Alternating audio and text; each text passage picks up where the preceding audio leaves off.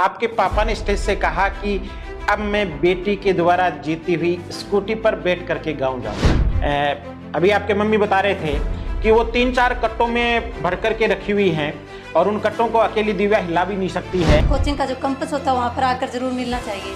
बच्चे की जो भी रिपोर्ट होती है उसकी जानकारी उन्हें होना जरूरी होता है जी। तो बड़ी एक्साइटेड थी उस दिन, बहुत ज़्यादा खुशी हुई कि चलो इतनी पर्सनल अच्छे से केयर कर रहे हैं, बहुत अच्छा लगा। नमस्कार, पीसीपी प्रिंस सीकर से मैं ओंकार मुंड। आज हमारे साथ पीसीपी स्टूडियो में वो होनहार लाडली बेटी मौजूद है जिसने अपने श्रम की स्याही से उपलब्धियों के आकाश पर बहुत बड़ा हस्ताक्षर किया है। नीट 2022 में बेटी की ऑल इंडिया ओवरऑल 492 492वीं रैंक है, अपनी कैटेगरी में 109वीं रैंक है। 685 का बड़ा स्कोर आपने नीट 2022 में किया है। आइए दिव्या और दिव्या के साथ मौजूद दिव्या के मम्मी सुमनजीत से हम बात करते हैं, क्योंकि दिव्या 11th क्लास से ही पीसीपी में आ गई थी। 11th 12th फाउंडेशन आपने यहाँ से किया। 12th के साथ आपकी एज नहीं थी, उम्र नहीं थी, इसलिए एग्जाम में नहीं बैठ पाई और 12th के बाद पहले ही चांस में आपने ये बड़ा कीर्तिमान स्थापित किया है। 3 साल दिव्या के मम्मी आपके साथ रहे, यानी बेटी की सफलता में आपका भी बहुत बड़ा सेक्रीफाइस है, आपकी भी बहुत बड़ी कुर्बानी है। तो सबसे पहले मैं दिव्या तक पहुंचना चाहूंगा। बेटा दिव्या, इस बड़ी उपलब्धि के लिए आपको बड़ी बधाई, बहुत बहुत शुभकामनाएं। आप 11th 12th और टारगेट में पीसीपी में रहे। मैं 11th क्लास से आपकी जर्नी की बात शुरू करूं। आप 10th तक हिंदी मीडियम के स्टूडेंट रहे। 11th में यहाँ आने के बाद आपने इंग्लिश मीडियम ऑप्ट किया, यानी पहला मैसेज तो आपने ये दिया कि इस फील्ड की जो नीड है उसके अनुसार समय रहते अगर आप अपने आप को ढाल लेते हैं तो आप बहुत आगे तक चले जाते हैं। हिंदी मीडियम से इंग्लिश मीडियम में आए, शुरू में असहज महसूस किया होगा, उस वाकया को हमारे साथ साझा करें। स्टार्टिंग में जब मैं इंग्लिश मीडियम में गई थी तो वहाँ पे 10-15 दिन मैं रुकी। बाद में कुछ थोड़ी बहुत बायो में प्रॉब्लम आई तो फिर बाद में दोबारा से चेंज किया था। 10-15 दिन रुके और 10-15 दिन रोए भी। मेरे सुनने में आया है कि खुद भी रोते थे, मम्मी को भी रूम पे रुलाते थे, पापा गांव में रहते थे, माँ बेटी दोनों रोती रहती थी, लेकिन मैदान नहीं छोड़ा। और ये इस बात का प्रमाण है कि मैदान में बने रहें तो शुरुआती संकट, शुरुआती परेशानियां एक दिन स्वतः ही दूर हो जाती हैं।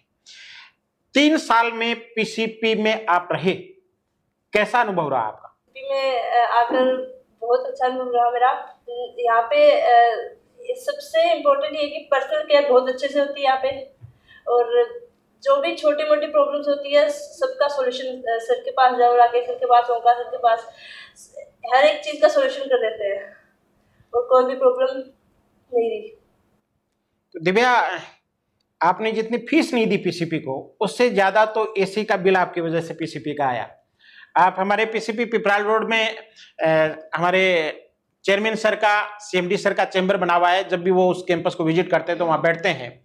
उस चैम्बर का उपयोग उन्होंने जितना नहीं किया उतना दिव्या ने किया, क्योंकि जब क्लासेस के बाद में जब सेल्फ स्टडी का टाइम होता था, जिसको हम सेल्फ स्टडी कैंप बोलते हैं, तो दिव्या को बोल करके थोड़ा सा पढ़ने की आदत थी और इसलिए थोड़ी सी सेपरेसी आपको चाहिए थी और वो चैम्बर आपको असाइन हो गया था।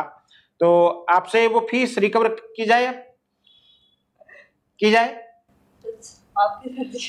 दिव्या ने साल भर में मुझे ये लगता है कि 8-10 हजार रुपए तो नगद पुरस्कार टेस्टों के इनाम के माध्यम से जीत लिए। अभी पीसीपी मिनी महोत्सव हुआ तो उस समय एक स्कूटी और 11,000 रुपए का नगद पुरस्कार फिर जीत लिया। तो दिव्या के घर पर पुरस्कारों की और पैसों की बौछार हो रही है और तभी कहते हैं कि ये तो सच है कि जरा वक्त लगा देते हैं लोग, फन को अगर मनवा लो तो फिर पलकों पे बिठा लेते हैं लोग। दिव्या आज अपने परिवार की पलकों पर है, अपने रिश्तेदारों की पलकों पर है, अपने गांव की पलकों पर है और निसंदेह पीसीपी परिवार की पलकों पर भी है। चूरू सिद्धमुख का एक छोटा सा गांव ढाणा, और उस छोटे से गांव से निकल करके इतनी बड़ी उपलब्धि दिव्या ने हासिल की है। दिव्या, आपकी तरह की वो बेटियां जो छोटे छोटे गांवों में पढ़ रही हैं लेकिन सपने बड़े हैं और गांवों से निकल करके कुछ बड़ा आप किमानित करना चाह रही हैं, उनके लिए क्या संदेश देना चाहेंगे? मैं उनके लिए बोलना चाहूँगी कि पहले तो अगर गांव से शहर में आते हैं तो थोड़ा बहुत रहता है, घबराहट सी रहती है स्टार्टिंग में। हर शहर के बच्चों को देख के ऐसा लगता है कि भाई इनको ज़्यादा आता है, अपने को कम आता है, पर ऐसा कुछ भी नहीं है। 1-2 महीने में रिकवर हो जाता है सब कुछ। और जो कोचिंग का प्लान है उसके हिसाब से चलते रहो, कंटिन्यूस स्टडी करते रहो, रेगुलरिटी बनी रहनी चाहिए स्टडी में। बिल्कुल।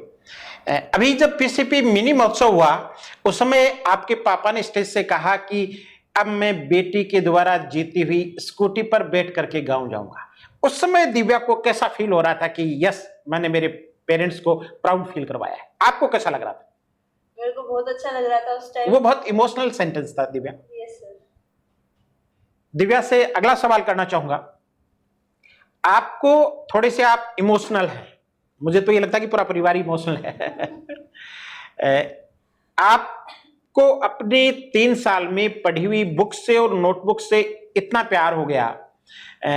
अभी आपके मम्मी बता रहे थे कि वो 3-4 कट्टों में भर करके रखी हुई हैं और उन कट्टों को अकेली दिव्या हिला भी नहीं सकती है, लेकिन फिर भी किसी को देने नहीं दे रही है। मम्मी ने कहा किसी बच्चे को दे देते हैं, काम आ जाएगा, लेकिन इसने कहा नहीं, इनको मैंने पढ़ा है, एक एक पन्ने पर लिखे हुए एक एक शब्द को मैंने जिया है, इसलिए इससे मैं किसी को नहीं दूंगी। इसके पीछे क्या कारण है?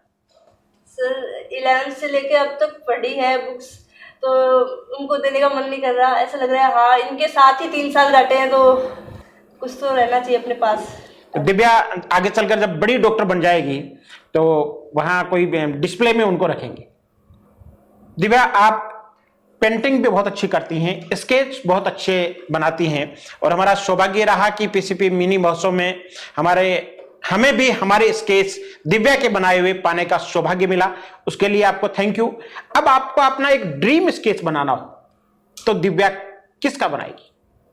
अगर मुझे मेरा ड्रीम स्केच बनाना है तो मैं पीसीपी की बिल्डिंग का बनाऊंगी। पीसीपी की बिल्डिंग का? ऐसा क्यों? सर अभी जैसे 3 साल रहे हैं पूरी बिल्डिंग में, पूरे टाइम बैठे हैं, पढ़ा है, क्लासरूम टेस्ट दिए हैं, तो अच्छा लगता है वहाँ का एनवायरनमेंट सब कुछ। बहुत बड़ी बात है, मैं आपके लिए क्लैपिंग करना चाहूंगा दिव्या।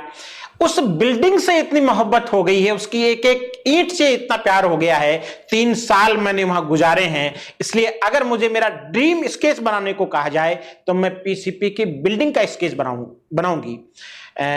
मैं जो स्टूडेंट्स तैयारी कर रहे हैं उनसे कहना चाहूंगा, भरोसा जिंदगी में बहुत बड़ी बात है, और भरोसे के बाद सेकंड चीज आती है जहां आप पढ़ रहे हैं उस जगह से आपका लगाव होना, वहां के सिस्टम से, वहां के प्रबंधन से, यहां तक कि दिव्या की बात कहें तो वहां के भवन से भी। और यही वजह है कि दिव्या का भरोसा जीत गया। आज दिव्या 492वीं रैंक के साथ बहुत बड़े मेडिकल कॉलेज की ओर जाने के लिए अग्रसर है। मैं अब अगला संवाद दिव्या के मम्मी से करना चाहूंगा। तो मैडम, सबसे पहले तो आपको बहुत बहुत बधाई बेटी की बड़ी सफलता के लिए। Thank you sir. गांव में आपका एक छोटा सा स्कूल चलता था, आप उसका काम संभालते थे, लेकिन Yes, बेटी को डॉक्टर बनाने का सपना लेकर के आप सारा सब कुछ स्कूल छोड़ करके आगे 3 साल तक सीख कर रहे। कितना संघर्ष आपको यहां रह करके करना पड़ा? सर संघर्ष तो बहुत हुआ जी यहाँ, कुछ पाने के लिए कुछ खोना पड़ता है सर। जी। सही है ना।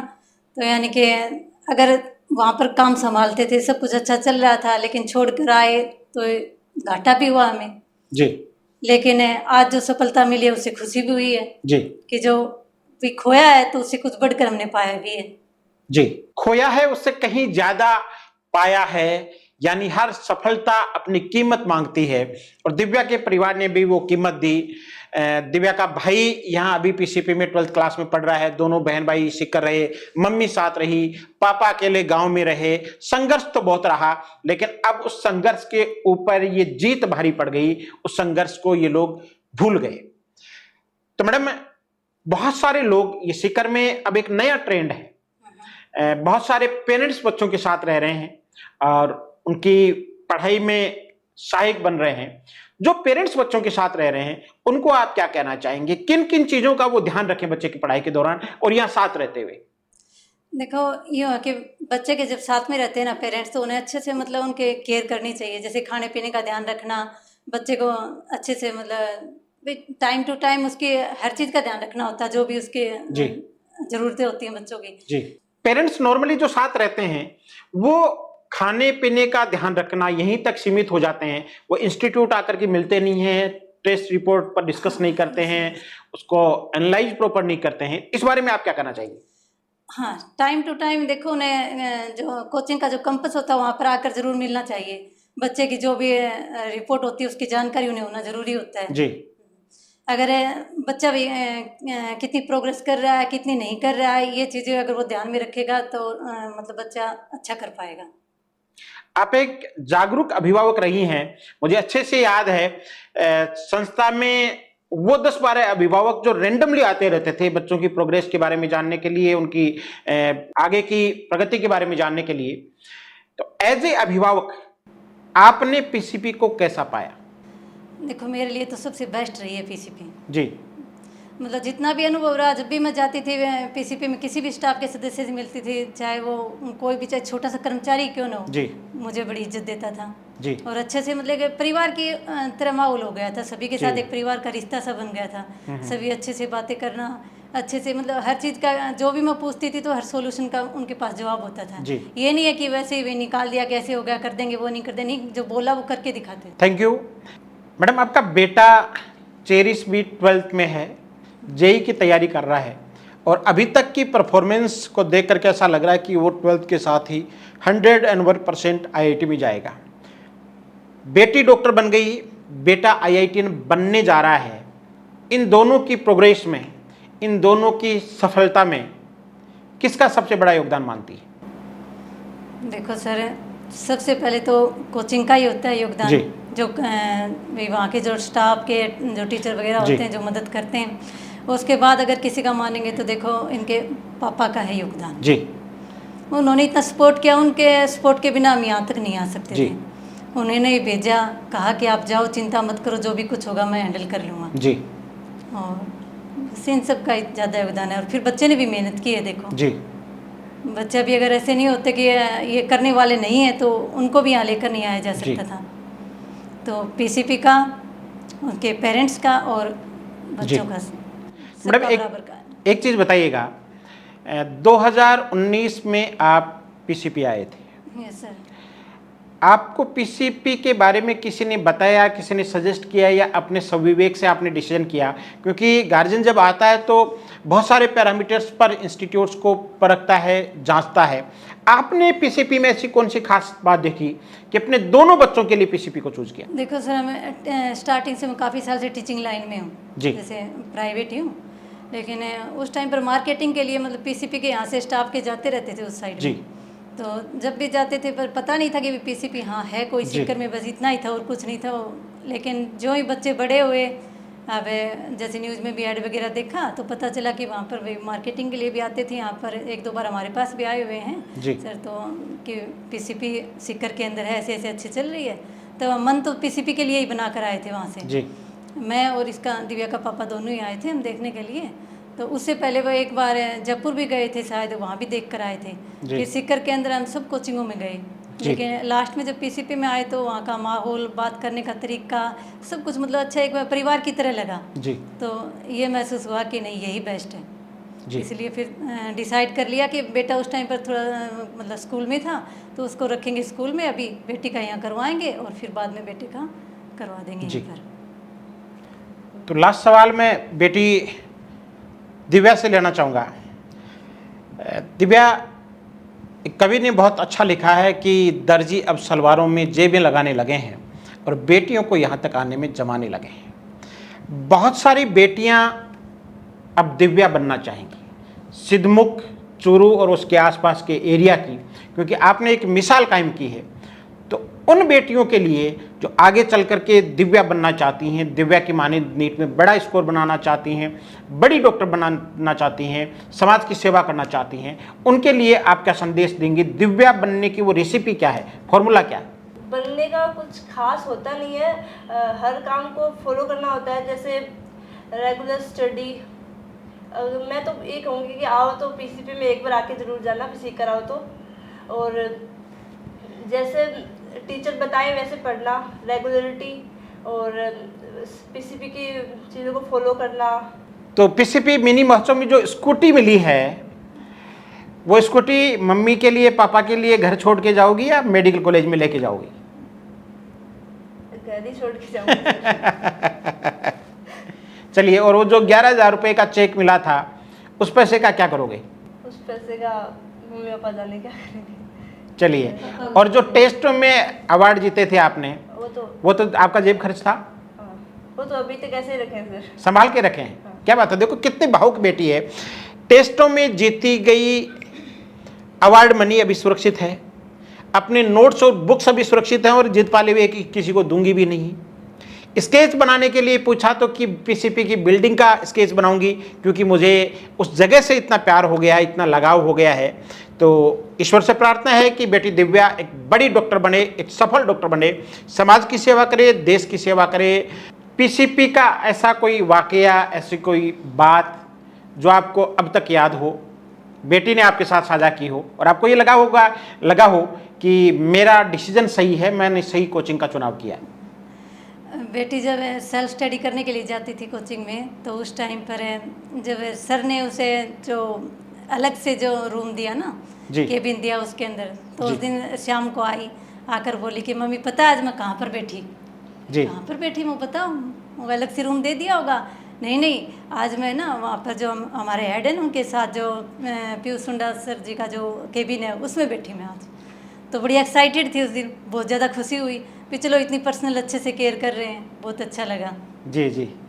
तो ये अखबारों वाले कई बार कंटेस्ट करवाते हैं कि एक दिन के लिए सीएम, एक दिन के लिए पीएम, एक दिन के लिए कलेक्टर।